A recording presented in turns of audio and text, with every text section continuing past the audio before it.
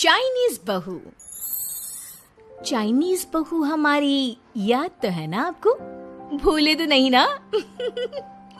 हाँ भाई, थोड़ी देर में ही सही, लेकिन चाइनीज बहू की कहानी आ ही गई। क्या हो रहा है ये देश में? चाइना ने तो आतंक ही मचा रखा है। अरे क्या हो गया? क्यों चाइना को कोसता रहता है? भूल मत, तेरी ससुराल चाइना की ही है। हाँ माँ, पर ये देखना, लड़ाई झगड़े, ये बीमारी, ऊपर से ये देश कितना चालाक है। अंदर न जाने क्या क्या करता रहता है। तभी अंदर से बहू की चिल्लाने की आवाज आती है। अरे क्या हो गया बहू, क्यों चिल्ला रही है? माँ जी, ये देखिए, ये रूस ने यूक्रेन की हालत क्या कर दी है। ऊपर से चाइना में 2 बड़ा लॉकडाउन लग गया है। माँ जी, अब क्या किया जाए? अरे तो तुम लोगों को क्या परेशानी हो रही है? मैं तो यही नहीं समझ पा रही हूँ। वो क्या है ना माँ, हम लोग चाइना जाने की सोच रहे थे। सांगसू के भाई की शादी है। तो क्या? अरे कौन सा उन लोगों के यहाँ भाई घोड़ी चढ़ता है जो बहन काजल लगाकर नेक लगी? माँ जी, उसकी आंखें बहुत छोटी छोटी है, उसमें या तो पुतली रह सकती है या काजल। साले की पुतली निकाल कर काजल लगा दो, अंधा कहीं का। क्या क्या बोले तुम मेरे भाई के बारे में? अरे नहीं नहीं बहू, वो तो बोल रहा था कि तुझे नेग मिल जाएगा। हैं, बहन है ना तो उसकी। नहीं नहीं माँ जी, मैं सब समझती, ये मेरे भाई का मजाक बनाते रहते। कितना सीधा है मेरा भाई, बिल्कुल छिपकली जैसा। नहीं नहीं बहू, सीधा गाय जैसा होता है। सही पकड़े हैं माँ जी। हाँ, तो मेरे भाई की शादी है, मैं चाइना जरूर जाऊंगी। तभी एक पड़ोसन आ जाती है। अरे नहीं नहीं बहू, तू कहीं ना जा, हम लोगों का मन कैसे लगेगा तेरे बिना। ले बहू, तेरे भाई के लिए ये शॉल रख ले, हमारी तरफ से गिफ्ट कर देना। अरे सब कितने अच्छे हैं।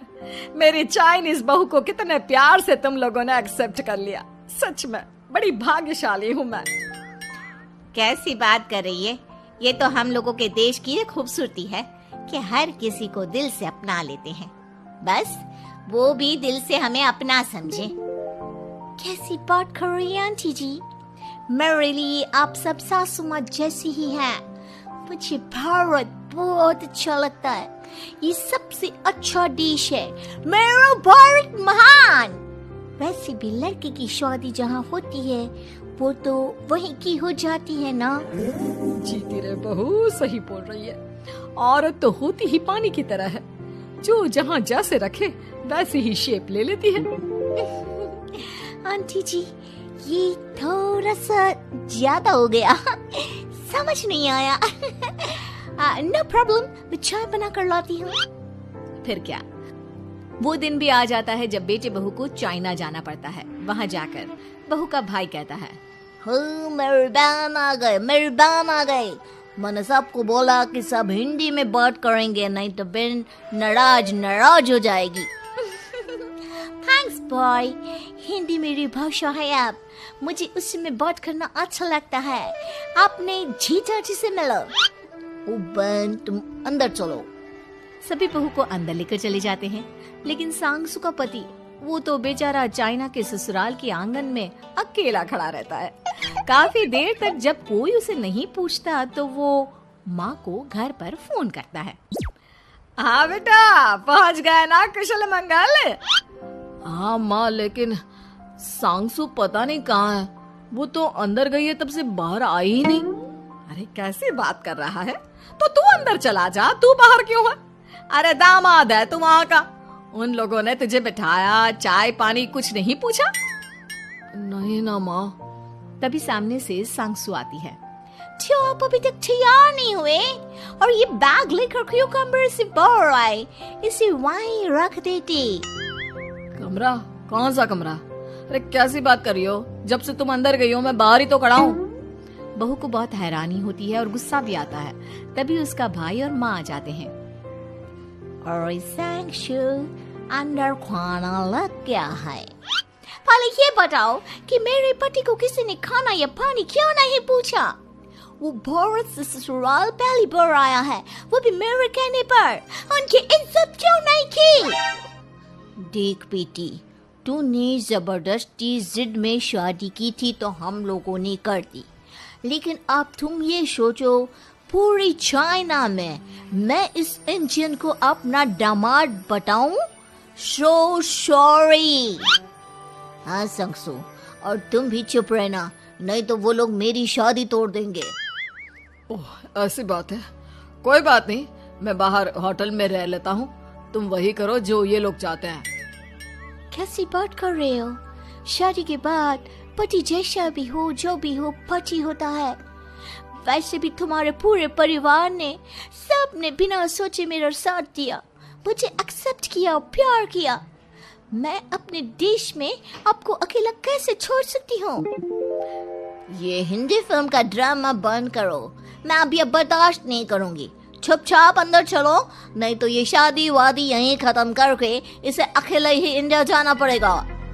कैसी बात कर रही हो माँ? ये मेरे पति हैं। है नहीं था, हम लोगों ने यहाँ वकील को बुला लिया है, जिसके बाद अब तेरा तलाक करा के हम यहाँ के चाइनीज लड़के से तेरी शादी करा देंगे। अरे कैसी बात कर रहे हो? हम तो यहाँ तुम्हारी शादी के लिए आए थे। नहीं नहीं, मैं सांगसू के बिना नहीं रह सकता हूँ। हाई वोल्टेज ड्रामा होने के बाद से ही सारा माहौल खराब हो जाता है कि तभी एक लड़की आती है। मैंने सारा इंतजाम कर दिया है, सांगसू की शादी का मंडप परसों लग जाएगा, तब तक इसके पति को कमरे में बंद कर देते हैं। सभी सांगसू के पति का हाथ बांधकर उसे कमरे में बंद कर देते हैं। ये क्या कानूनी है? आप लोग मेरे पति के साथ ऐसा नहीं कर सकते हैं। मैं किसी से शादी नहीं करूंगी, ये साफ बात है। पहले मैं अपनी शादी करूं, फिर तेरी भी शादी करवा दूंगा। सब कुछ तय हो जाता है, भाई की शादी हो जाती है। फिर वो दिन भी आ जाता है जब सांगसू की शादी वो लोग जबरदस्ती करने के लिए उसे मंडप पर ले जाते हैं। ऐसा मत करो, ये मेरी बीवी है। मैं किसी से शादी नहीं करूंगी। कैसे नहीं करेगी शादी? शादी तो तेरा बाप भी करेगा। हो, मैं करूंगा शादी। प्लीज कोई मेरी शादी किसी अच्छा औरत से करवा दे। चुप, बिल्कुल चुप। फिर माँ सांगसू और उसके पति से कहती है, तुम लोगों का बच्चा मेरी कैद में है। अगर तुम लोगों ने कोई भी होशियारी की तो मैं इस बच्चे को मार दूंगी। दोनों माँ का रूप देखकर हैरान हो जाते हैं। बच्चे की खातिर दोनों शांत हो जाते हैं और शादी की रस्में शुरू हो जाती है कि तभी सांगसू की सास पुलिस के साथ आ जाती है। माँ, ससुर माँ आ गई, मेरी माँ आ गई। माँ प्लीज हम लोगों को बचाकर वापस ले चलो। पुलिस सभी को गिरफ्तार कर लेती है। बेटी के बच्चे को मारने की धमकी तो कोई चुड़ैल ही दे सकती है। अरे तो ये चुड़ैल ही तो है। ये सही बोल रहे हैं, ये औरत किसी चुड़ैल से कम नहीं है। तभी उन लोगों का बच्चा भी आकर सांगसू के गले लग जाता है। माँ, तू सही समय पर आ गई, लेकिन तुझे कैसे पता चला कि यहाँ ये सब हो रहा है? बेटा, ये चाइनीज लोग ना होते ही धोखेबाज हैं। इन लोगों पर मुझे भरोसा नहीं था, इसलिए मैंने तेरे फोन को हमेशा के लिए मेरे फोन से अटैच कर दिया था, जिससे तेरे आसपास होने वाली सारी बात मैं सुनती रहूं। उस दिन भी मेरी तेरी बात हो रही थी तो तेरा फोन ऑन था, मैं सब समझ गई थी। मुझे माफ कर दो। नहीं, बिल्कुल नहीं। चलिए माँ जी, इंडिया वापस चलते हैं। आज के बाद मैं यहाँ कभी नहीं आऊंगी।